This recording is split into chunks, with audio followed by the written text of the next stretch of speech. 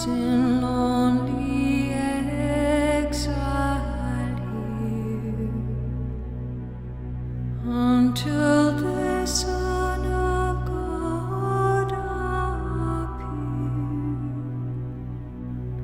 Rejoice, rejoice, O Israel.